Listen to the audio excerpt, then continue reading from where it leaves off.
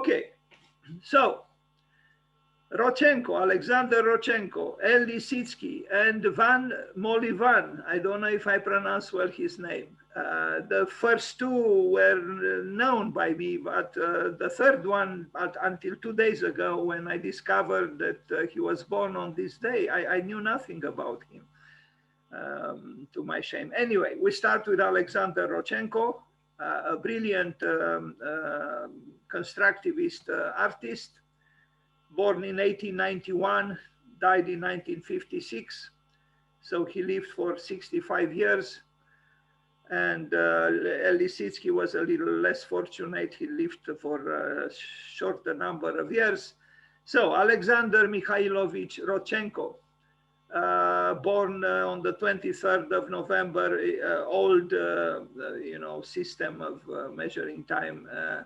And he died in 1956, was a Russian artist, sculptor, photographer, and graphic designer. He was one of the founders of constructivism and Russian design. He was married to the artist Varvara Stepanova, also a very important artist.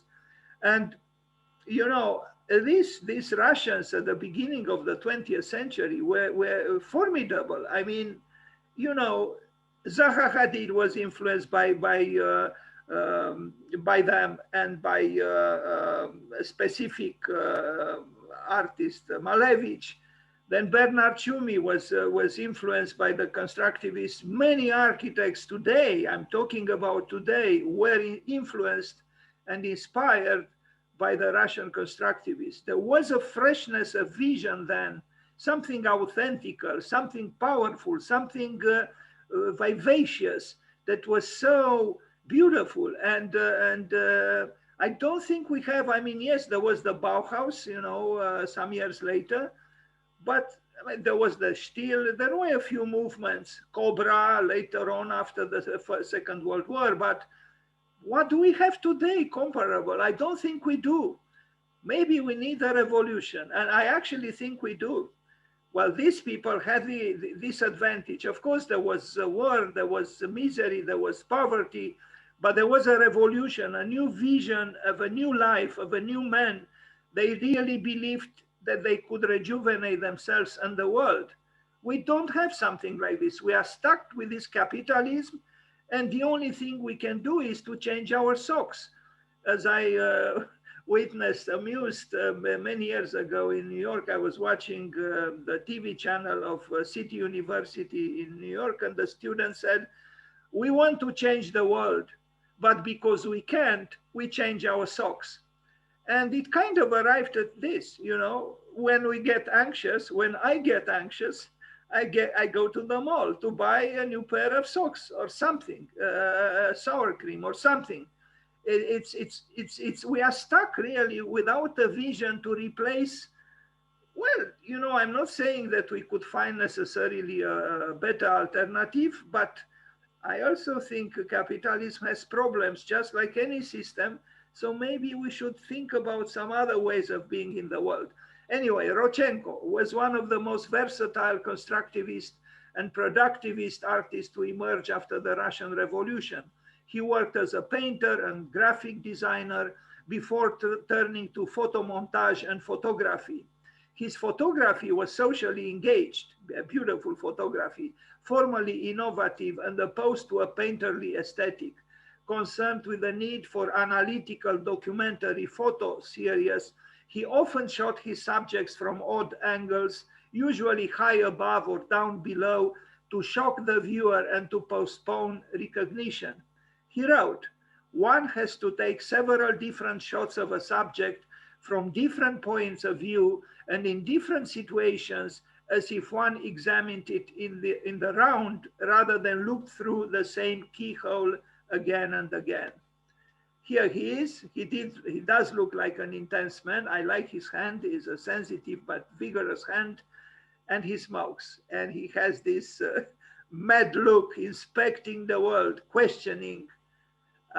Good for him. And now we go through some of his artworks, either graphic artworks or photographs.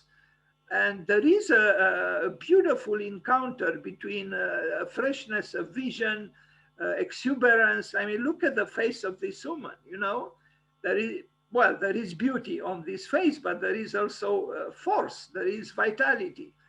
Is that hope for life, for a new birth in a way. And you know, the graphic language has a sincerity. You know, it doesn't use what we use today. You know, all kinds of photoshopped delusions. It's a very fast language. You know, black and white, and yes, there is dynamism, and yes, there is art, and yes, there is the graphic art, but you can tell that it's a vision that encouraged these visual manifestations. Now, you know, look at this photograph. You know, you could say, yeah, so what's so special? What do you mean? You know, it takes a little bit in order to adjust yourself to the subject or the object of, you know, investigation. And is this relativity, this mysteriousness, which arises from the ability of the artist to problematize what he's looking at. And in a way, this is what art is about. You know, you make available or seen what is unseen usually, and if something is too seen, you bring in the shadow, like here, and so, you know, you unsettle the viewer, and in a way, it's a metaphor for life, because that's how life is. We think we see, we think we measure, we think we control through, I don't know, the senses, the eye, but the truth is there is always a side that is not seen, that is not perceived, and it might even be that that side is the most valuable. As Einstein said, and he was a scientist, he was not literally a poet, although I think deep down he was. He said, in life, what counts cannot be counted, and what can be counted doesn't count. I totally agree.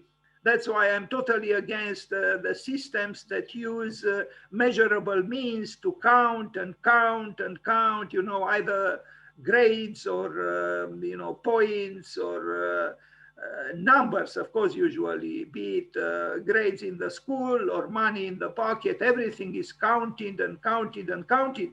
We overvalue what is countable, forgetting what Einstein said, that what truly matters in life cannot be counted. Anyway, great photograph by Rodchenko. Hello, Mr. Rodchenko, happy birthday to you.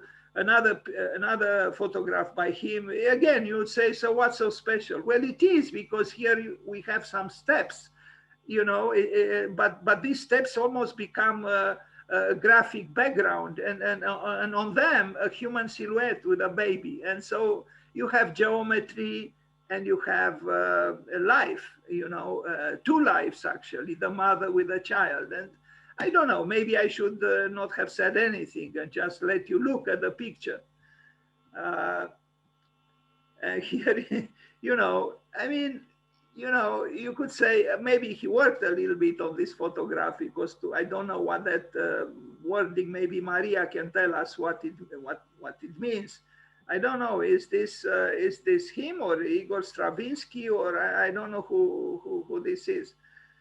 But I think he's a famous artist. Anyway, I love the photograph. Is plain and still mysterious, and you know, the two sides of the eyeglasses. One, you look at the eye, and the other one, you know, we look at the cryptic message, because you don't know the language, you don't know, maybe it means yes. I mean, it has 3 letters. Anyway, again, Rodchenko, where you have the graphics of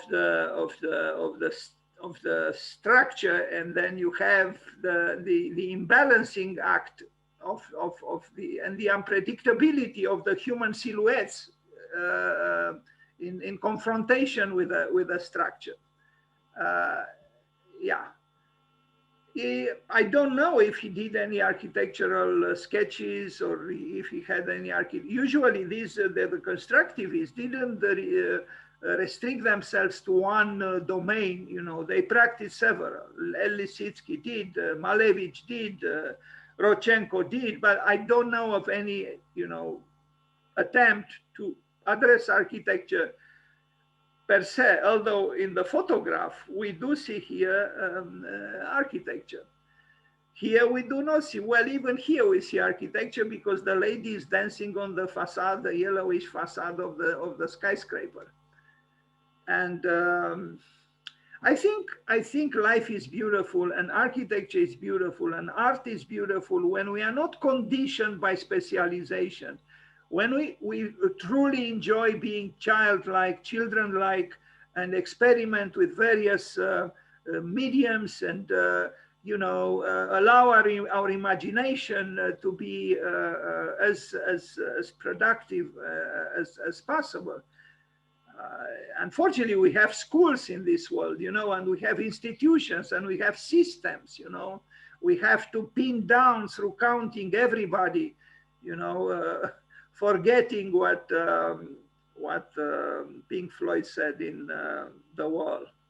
Anyway, yes, because we are more concerned with diplomas than with knowledge. You know, it's all about, it's an industry, you know, again, about counting, you know, verifying, controlling, you know, someone cannot get knowledge unless one is, you know, submits to the controlling mechanisms of some governing body, you know, institutional body. And it's all cultural inquisition, actually.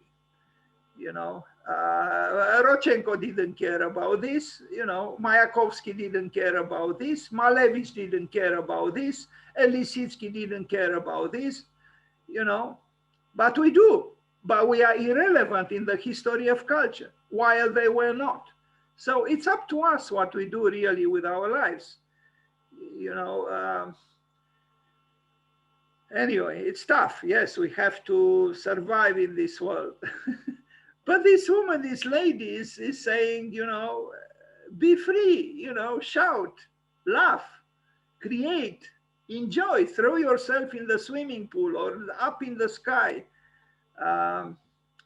Anyway, she's timeless, you know. You would say, well, this picture was taken, I don't know, a few days ago in somewhere, you know. But now it's a 100 years old picture, probably, around that. But you see, art is timeless, obviously. Her expression is timeless. Even the way she's dressed and everything is timeless. Another poster with a happy plane and the large scale exclamation mark, which Rodchenko uses sometimes, and maybe Lissitzky as well. Anyway, bravo to them. You know, you have abstraction, you have figuration, you have, you know, geometry, you have the tension between Eros and Thanatos, because you have the redness of Eros and the blackness of Thanatos. You have both, and then you have the great geometry of the Cyrillic alphabet. You see the big exclamation mark. Nice, this exclamation mark really is. Okay, yes, but I don't know. I trust her, yes, but I don't trust the yes of Bjarke Ingel so much, especially since he displays it. But maybe I'm wrong. Maybe he's born from the same spirit, although I doubt it a little bit, because the kind of hedonism that Big promotes is, I think, different from the vitality of the yes that the Russian constructivist murmured. It was not Yappi's yes, it was a yes that also knew suffering, and it was a yes also addressed to, you know, to everybody, not just to a certain elite, financial or otherwise. Although I have seen social housing project, which was built by Bjarke Ingels, by Big, which I like very much in Denmark. Anyway, nature, of course, nature cannot be absent, even if in black and white in this case. I love this picture. I even used it for my, allow myself, sorry, Mr. Rodchenko, I used it on the message I sent, you know. I mean, the woman is mysterious by herself. She doesn't need additional mysteriousness. But if there is an additional mysteriousness, why not? And here it is. So we have a double mystery. It's fine. We welcome mystery. The more, the better. And this is his wife, Varvara, the painter, and I think they were a great couple. But sometimes great couples have great fights. And anyway, I guess love goes away with hate sometimes. You know, they are the two sides of the same coin. Here they are together. He obviously worships her. And on the walls are her artworks. And here they are again. He resembles a little bit the great character from The Stalker, the great movie by Andrei Tarkovsky, The Stalker. If you didn't watch this movie, please watch it, because it's one of the best movies ever made. Anyway, horse in tumultuousness, attempting to jump over that wall. Nice picture, quite dynamic. I mean, look at the length of the body of the horse. You know, the horse understanding that his mission in this case is to jump over that damned wall, and he does. It does. Okay, and you know, the parallelism that architects are so fond of, and here, but they converge to a point, and we'll see a project from Cambodia that somehow reminds me of this picture. We'll talk about it later. Okay, and then look at this. You know, you have again structure, the structure of reason, and then you have the human body, which is saying, you know, to hell with the structure. We are about something else. And of course, the clouds are saying the same thing. You know, did you read the beautiful short poem in prose of Charles Baudelaire, L'étranger, the stranger? Is exactly about this. It's a beautiful short poem in prose, and it's called The Stranger. You can find it on the web.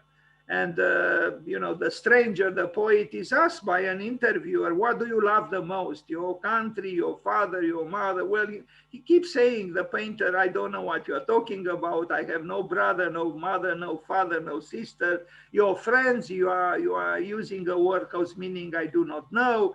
Then the poet is asked, do you love gold, meaning money? And he gives a memorable answer. He says, I hate it in as much as you hate God. So he places money and God dichotomically. You cannot love money and God. It's impossible. You either love money or you love God. That's what he seems to be. Anyway, in the end, he does give the answer. I love the clouds, les nuages, là-bas, là-bas, le merveilleux nuage, the clouds, the moving clouds, and yes, the clouds are everything we are not. And maybe we should attempt more often to be clouds. Okay, here is the artist as a rebel. Although what's interesting with these Russian constructivists, they were rebels, all right, but they loved the bourgeois attire. You know, Mayakovsky also was dressed in a suit with a tie, and so on. And look at Rodchenko too, maybe because of the contrast.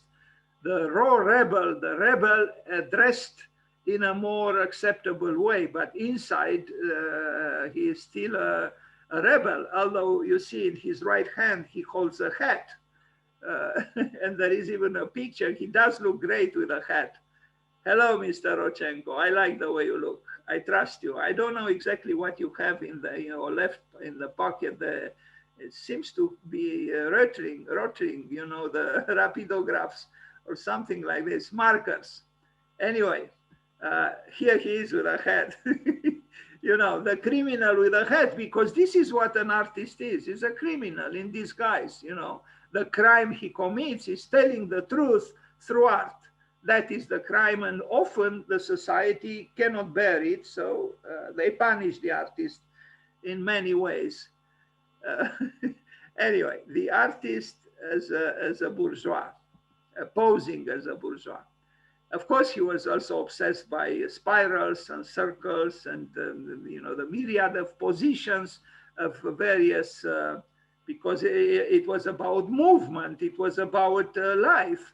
And even here there is movement, linear, going up or going down on the ladder, but the ladder means movement, aspiration, process. Again, the eternal will, and maybe that's him behind the wheel, and here a number of wheels of circles. This almost looks like the cosmographic, cosmogonic representations of Kepler. It's the whole cosmos here, actually, including the inner cosmos, meaning the inner life within ourselves, within our soul, the microcosm and the macrocosm together. I don't know what this is, but I guess it's maybe not so difficult. Anyway, so he knew both sides, the side defined by structure and the other side, which is undefinable and undefinable and should remain undefinable. Rodchenko, photography, 1924, 1954. Okay, here is a self-portrait, you know, yes.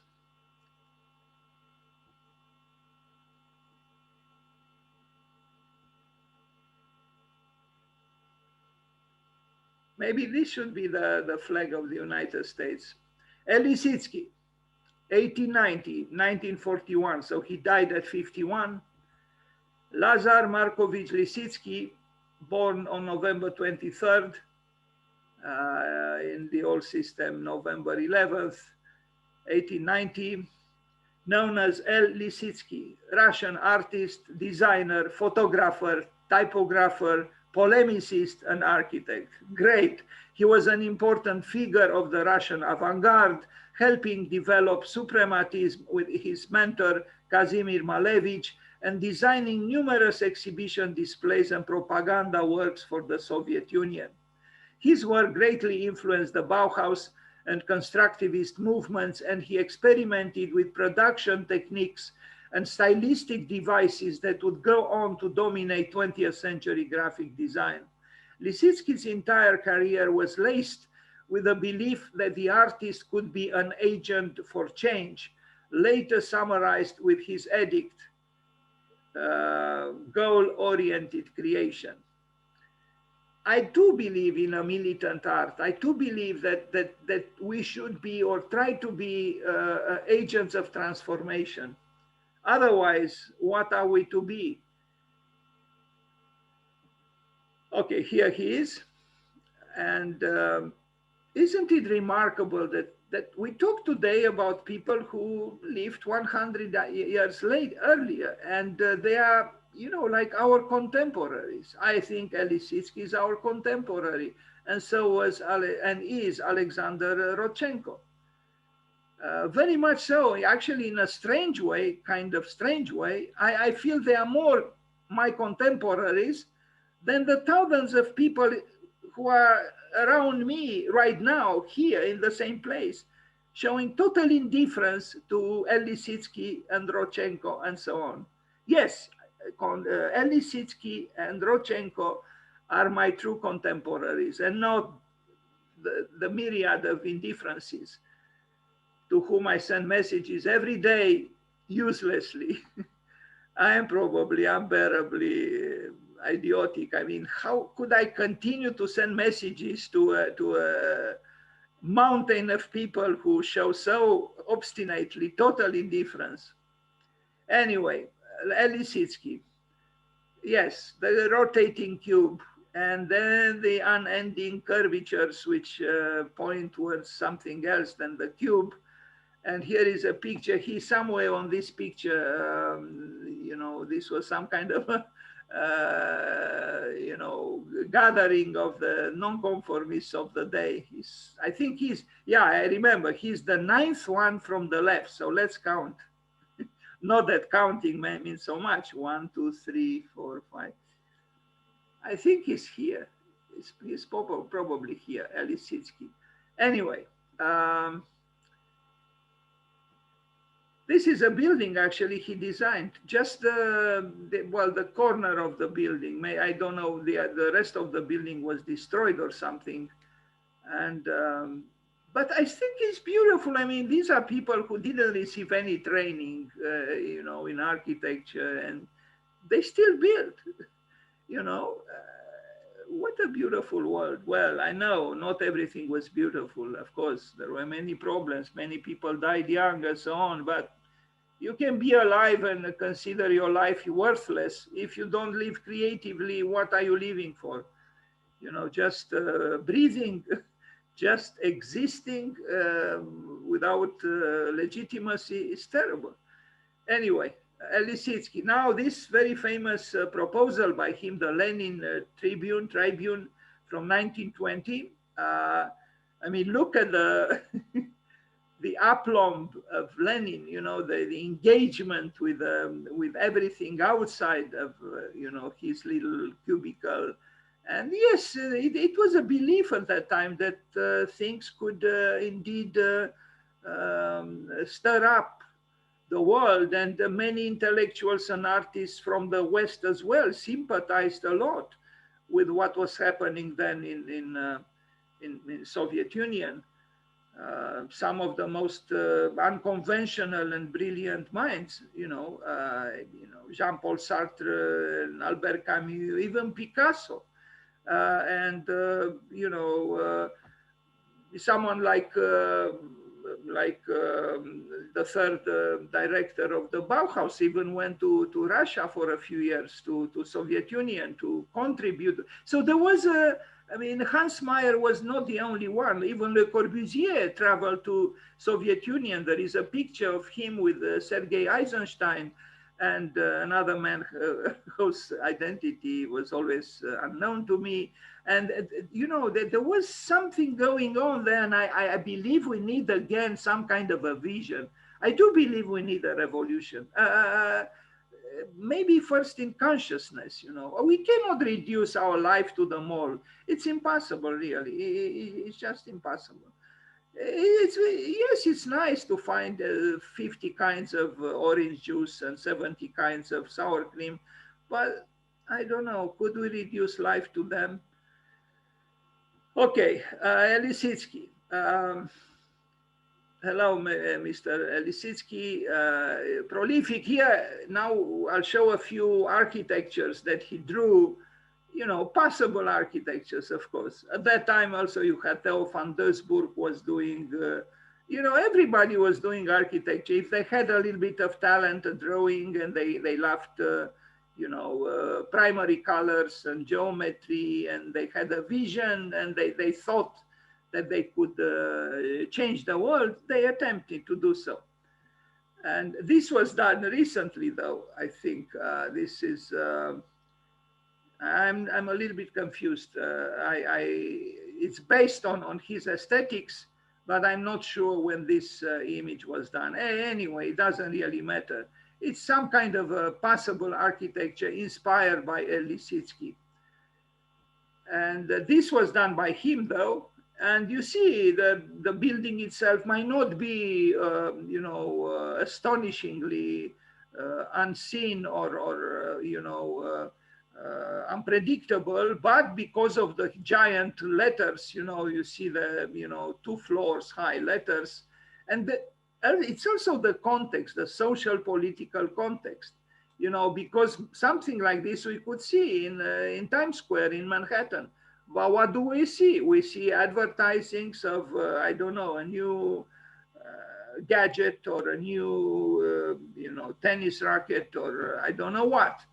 And I don't know, it's true, I don't know what's written there, but I like to imagine that it's not advertising, toilet paper, let's say. But maybe I'm wrong. Maybe it's exactly what is advertising. I hope not. This model was also done by him, so obviously he had an interest in the rejuvenation of the world through architecture as well. And this looks quite modern now. If you do something like this today, you'd say, yes, you belong to your time, meaning to the present. And this is very famous, of course, but I think, this looks, unless I'm wrong, I'm a little bit confused because Lebesgue used to write like this nervously underneath. I know this drawing belongs to Lissitzky, and it inspired, among others, Stephen Hall, and we'll see the building by Stephen Hall in China. I actually think what Lissitzky did was better than what Stephen Hall, but on the other hand, Stephen Hall built it. This is what Stephen Hall built in China. If we compare this with this, although there are differences, of course. Here you have two T-like structures. Here we have something else. It's a courageous proposal, I agree, but I think it's a little blunt. Those opaque walls, saying no to probably the beautiful landscape around. It's something about it that I don't like. Stephen Hall did better buildings than this one. But again, the former communist China built it. And, we have some incredible cantilever parts there. And look at that stair, the bourgeois would say, I will never climb there, on that big ladder that requires a lot of effort. Anyway, here we see on the left Lissitzky and on the right Stephen Hall in China. And other artworks by Lissitzky, with the simplest means, just some watercolors or gouache and some paper. But they had a vision. And that vision, I think, was also connected with a transformation in society. So, we have gouaches and watercolors also, and paper. We do. But what is missing in our case is the transformation, the social transformation. You are stuck in your attic or in your room or in your basement. And, without that refreshing change outside of your abode, what do? It's hard. I know what I'm saying because it's hard for me too. It's hard for everybody. We need a change. I think we need a change, some kind of a change, some kind of a revolution. Here is the artist. Look at the expression of his face. Very intense and enjoying himself, discovering. That's how we should be. Working with pleasure in what we do, discovering, just like a child. Asking questions about the unknown instead of, banal slaves at the desk doing, I don't know what, miserable task. Okay, so I do believe that creativity is the only viable alternative to a dull life, We need creativity. Without creativity, life is unbearable, really. I mean, you eat, you sleep, you watch TV, you maybe play the ball, but it's not enough. Creativity is the answer. The more, the better. And creativity requires non-conformism, requires freedom, requires vivacity, which cannot nourish itself from, being a slave. It's impossible. Okay. So he did photographs as well, and some of them interesting, So Rodchenko was not the only one. Look at this, Yeah, there are commentaries on the human condition, or this one. It's remarkable, really, the freshness of their vision, you know. And there is something else. Although they dress like bourgeois, I think they had a sympathy for the proletarians, you know, and I have too. I have a sympathy for the proletarians. Anyway, when the periphery arrives at the center, the only problem is they did arrive at the center in communism as it was practiced, and it wasn't good. You know, it was the dictatorship of the proletarians. That's not good, not good at all. We replace one dictatorship with another one, and that's terrible. Anyway, let's hope it will not happen again. So here they are, the new man, the new woman, you know, together looking forward for a life that is to be changed. They didn't think at that time that in 1989, you know, we'll turn our backs on that vision and will begin, you know, as a poet said, we replace the Berlin Wall with the Berlin Mall. Well, you know, the word wall and the word mall have something in common. I mean, the last letters are the same, and the first letter, one is W, and the other letter is M, which is a W upside down. So that, in a way, they are the two sides of the same coin.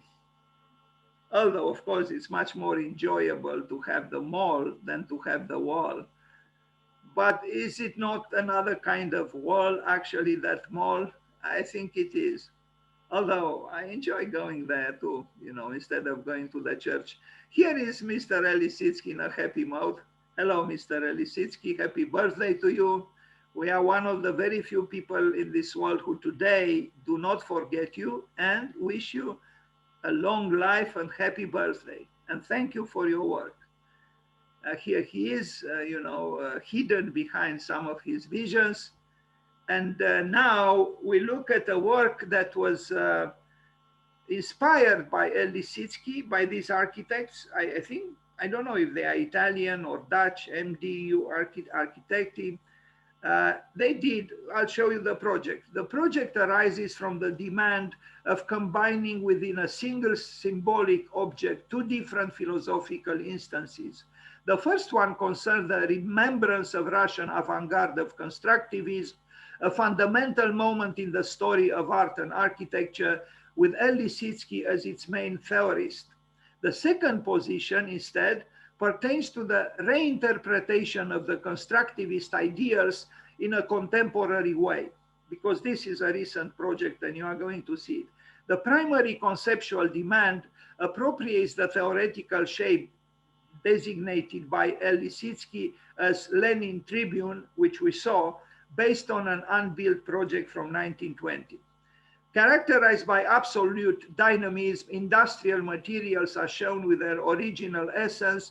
This primitive element is extruded along an horizontal guideline up to create a real monolithic object and impressive space.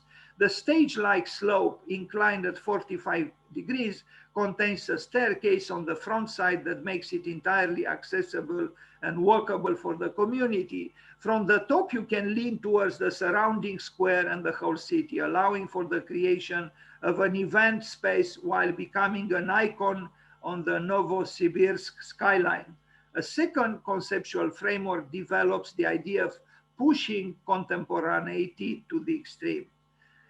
A little bit too much writing. The concept of information is extended to the skin covering the entire monument along both sides. Two LED displays are located on either side of the structure to allow the dispersion and the representation of as much information as possible on a large scale.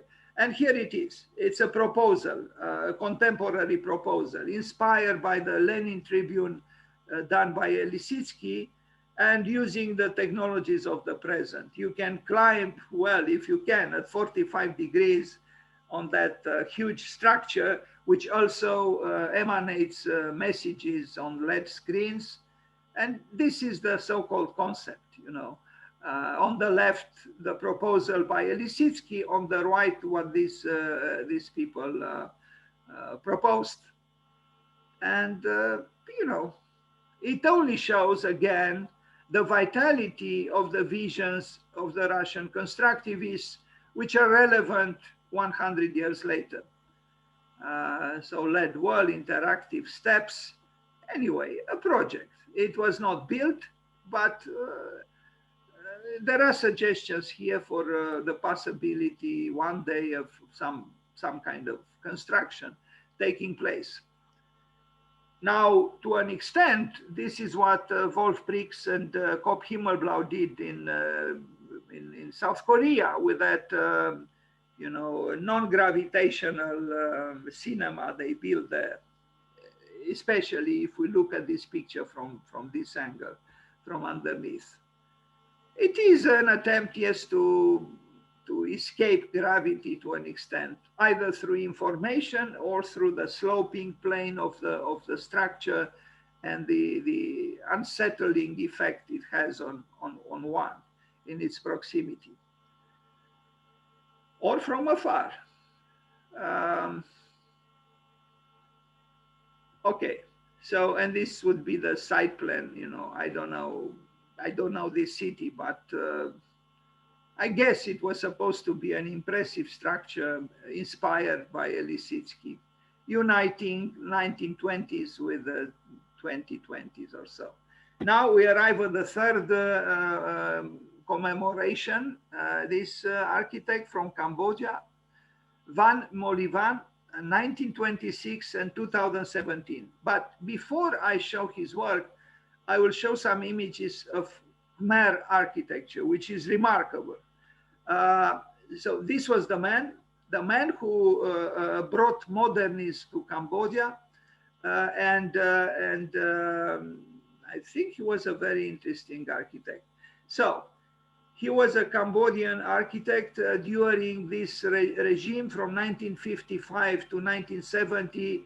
Prince Norodom Sihanouk enacted a development policy encompassing the whole kingdom with the construction of new towns, infrastructure, and architecture. Van was the foremost of a generation of architects who contributed to the unique style of architecture that emerged during this era, so from 1955 to 1970, and that has been coined new Khmer architecture. But in order to talk about the new Khmer architecture, we have to know a little bit about the old Khmer architecture. So these people, Darren Collins, historian, Helen, two lecturers at the Royal University of Fine Arts, questioned the history behind this heritage of modern architecture that all could see throughout the land, but that everybody had forgotten due to the troubled history of the kingdom. After nearly 10 years of research, in 2006, they published the facts.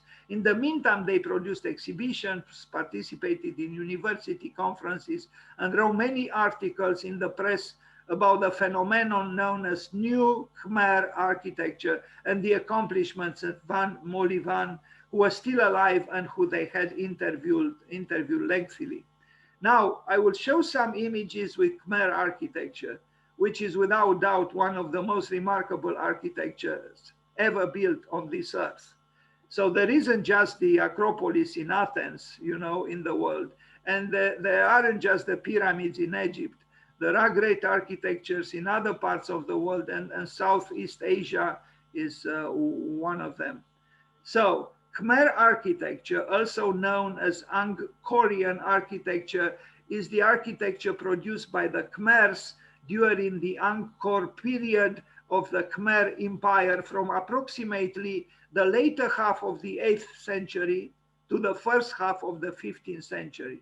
So that was, you know, about approximately the time of, well, the Dark Ages in Europe and the Romanic art in Europe. So prior to the 15th century already reached almost to the Renaissance in Europe. But from the 8th century to the 15th century in Europe, we had, as I said, the Romanic art, then we had the Gothic, and the beginning of the Renaissance. But look what happened in this region of the world around that time. I'll just show some of the structures that survive to this day. Unfortunately, the domestic architecture was built with wood, and it didn't last for so long. What you see are, stone structures that, endure the passage of time, 1,000 years. And you probably know some images. I mean, Angkor Wat is a very famous complex, but it's not just that. Of course, here we have a form of art and architecture that we forgot, because first of all, it is worship through building of a certain form of faith. You had sculpture, you had architecture, you had all the fine arts, you had the craftsmen, all working together and maybe perhaps anonymously in order to worship the above or the beyond or the below. We don't do that any longer. We do other things. We build social housing, schools, stadiums, supermarkets, and so on. But they left behind something like this. And I think it is remarkable what they left behind. Look at this, any country in the world, if they would have had one of these temples, they would have been very, very proud of.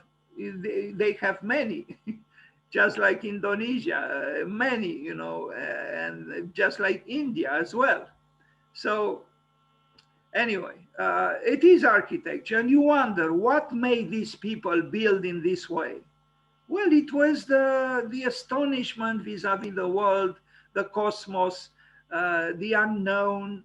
They were just like us. They wanted to express, their wonderment, and in this way they were not at all different from us.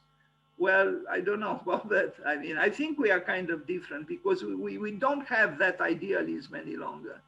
We are too carried away by other things. Plus, we are running in our cars to the left and to the right madly. And then we have to park the car, and that is, as you know, a big trouble.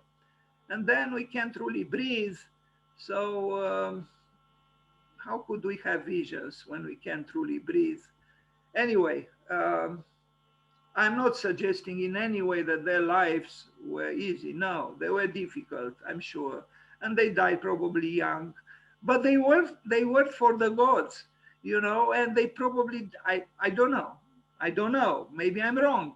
But I like to imagine they were less afraid than we are, because they were part of a continuum. And they didn't take themselves so seriously, their individuality.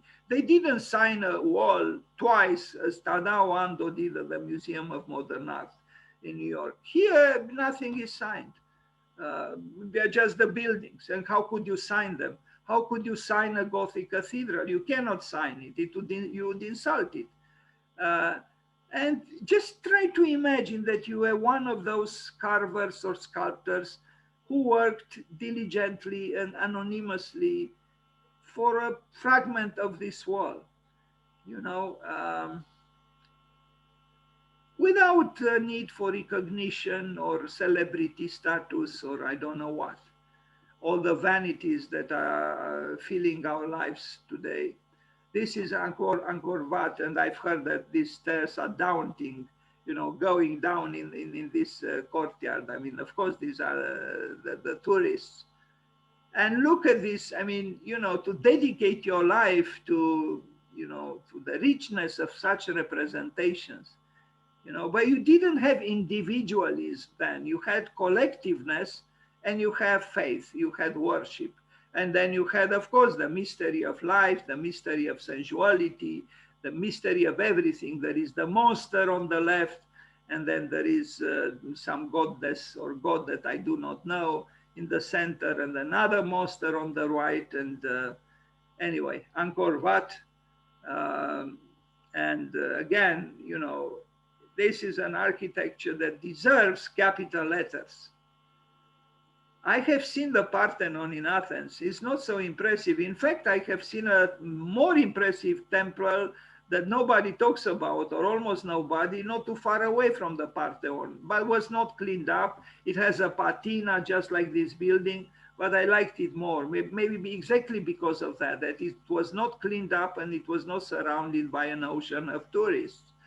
I think sometimes we overestimate the wrong gods. Now, we go to the work of the architect we are talking about, who is a modern and was a modern architect. You know, when you are acting, living, and building in a country that had the chance to have the architecture that we saw, the Khmer architecture, I imagine it's not so easy, because how can you do an architecture today that could be, you know, comparable somehow with what we just saw? Anyway, let's look at the Institute of Foreign Languages. Well, there are, these are fragments, parts of the building, and I think they are, even, you know, using the standards of today, very impressive.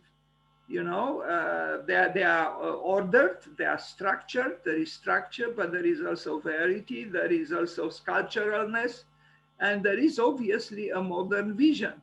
And I understood, because the climate in Cambodia is difficult, it's heat. It's the heat that he used, invented a system to ventilate the spaces quite well. That's the meaning of what you see at the top there on the roofs.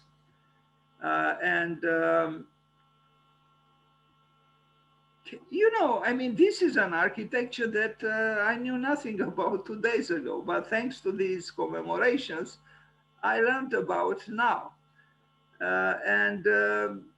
I don't regret it. Details of light boxes, a roof, and the facade of the Institute of Foreign Languages group of buildings. He was a builder, you know, he was not doing speculative architecture, he was a builder, and he built a lot.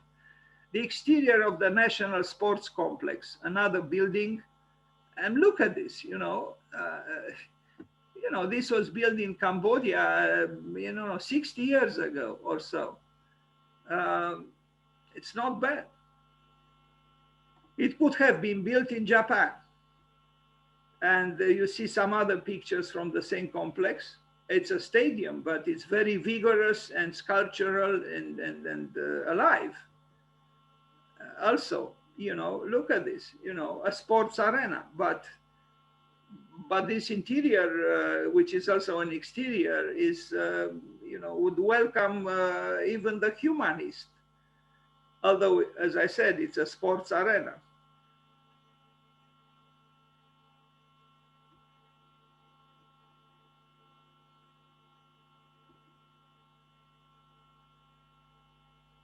Now, I don't know if that word is written correctly. Asian, I imagine instead of E should be an I, but that's how I found the pictures. So this is the building. Unfortunately, at least two of his most famous buildings were demolished, you know, and he literally attempted to create a new Khmer architecture. An architecture for Cambodia that was modern, but that was not inferior to the great past architecture that we saw.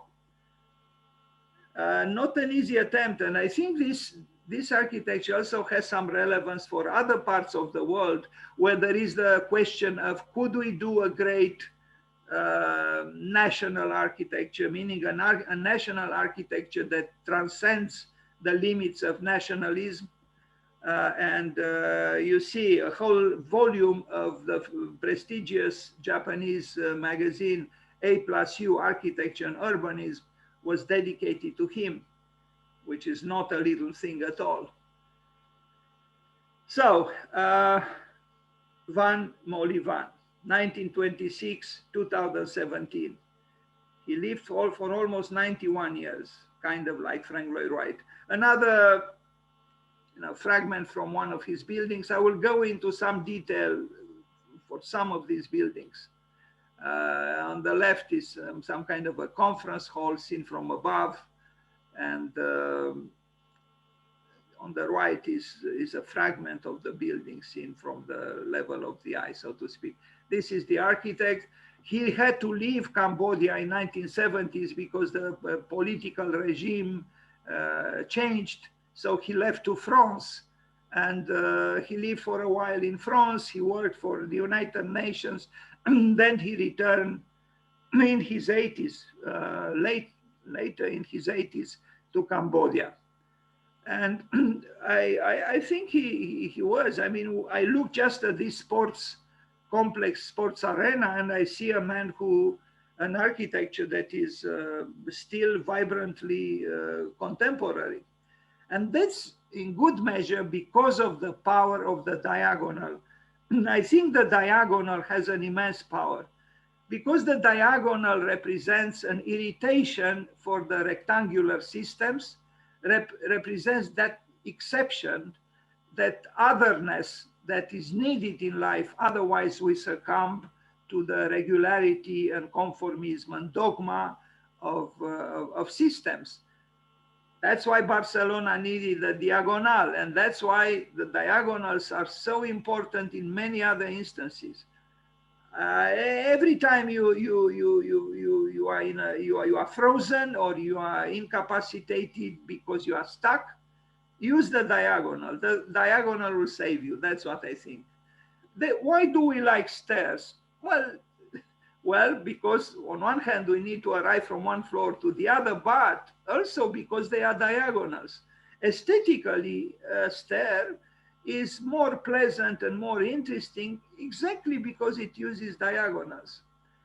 And look at this picture. I think it's great.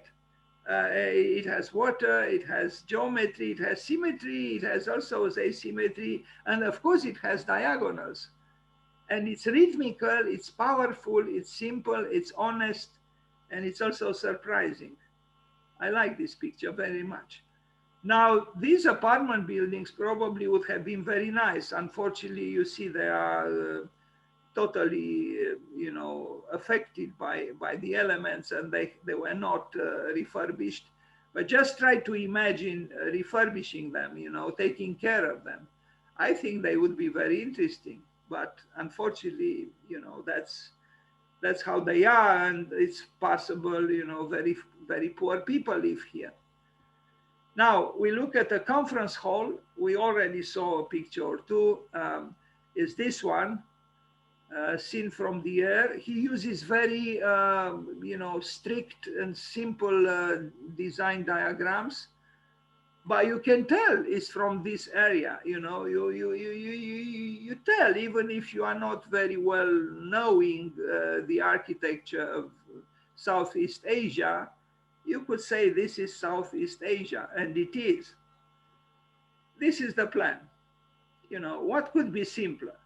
But this very simple diagram or plan generates a very, convincing and interesting architecture. It's very functional and it's very simple, but it even allows for, a certain amount of sentimentality. If we are referring here to some national, references, as you see here, is because of the spire, of course.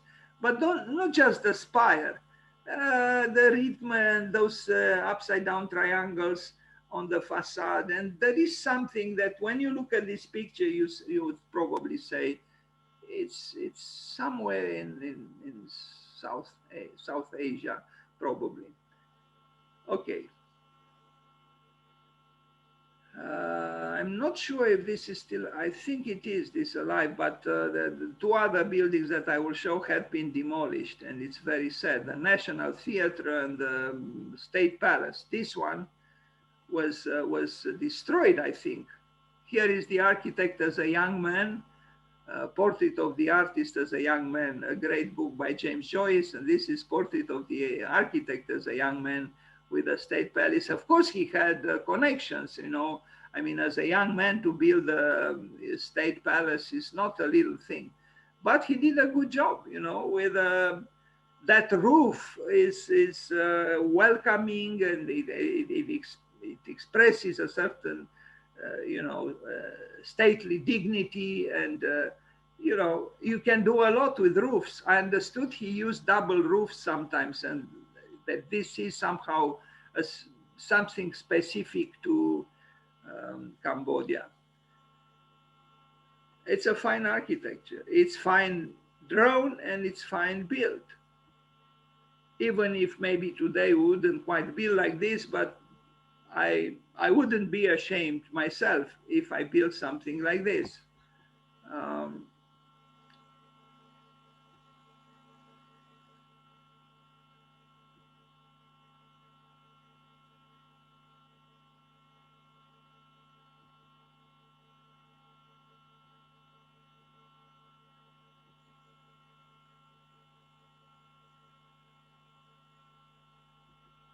Now we see the National Theatre, which was flattened, was demolished, unfortunately. And we see some pictures taken just before it was demolished. And it's very sad. I think it was a great building. And just imagine, it was the National Theatre of Cambodia, and it was destroyed. Why? Because a new political regime took over, and this is the madness with human beings. We hate what our predecessors did, and we think that by demolishing, we kind of so-called win the battle with the shadows of the past. But it's not like this. This is the plan. A triangle, but that space that you see on the left of the big theater per se, or the auditorium, is very nice, and you'll see some pictures of it. Why would they destroy this building is beyond me. It's very, very sad. So we look at the details of the interior space, and some people were still able to visit it because before it was destroyed. And this open space is excellent. It's simple, it's ordered, but it's still sensitive and a little bit surprising, a little bit. And there is even a shrine there, some kind of an altar for the specific faith or religion they had, and it should have been kept, and it was not. There are incredible things that human beings do. Maybe they hated modernity. Yes, some authoritarian regimes do hate modernity, and modernity has many problems, but I think it has also virtues, and one of the virtues is that is ideally not monolithical and not promoting dogmas, but dynamism and change and questioning and so on. This is what modernity means.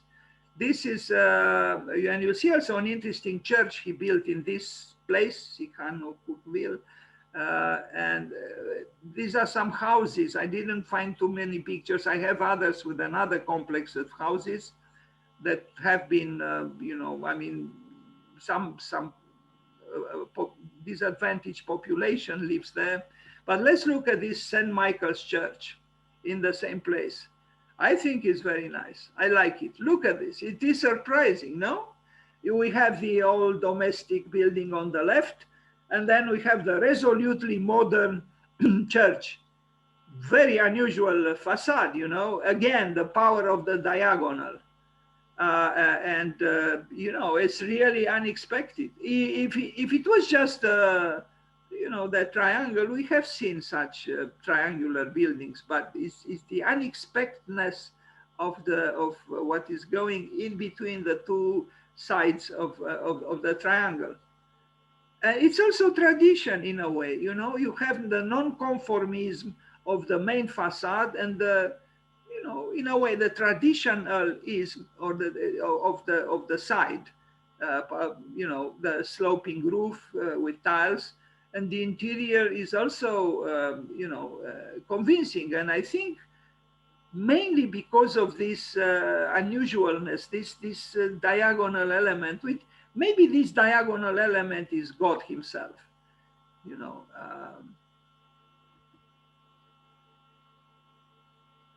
It's a church, but you know, their religion is not Christian, although they might have a population that is Christian as well. For them, it was built.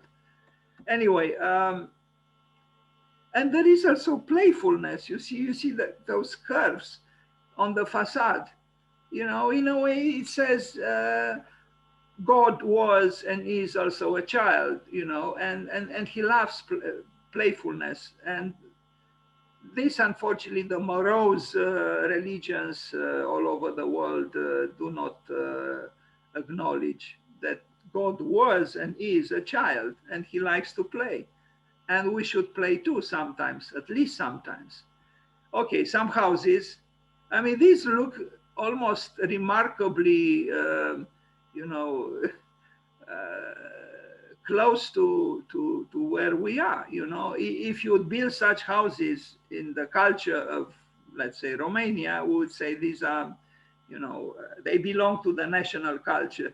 Well, they are from Cambodia, but you see, in a way, you know, even the traditions are not so very different. You know, the sky is the same, the trees are kind of the same, the flowers are the same, the human beings are kind of the same. Yes, we worship different gods or no gods at all.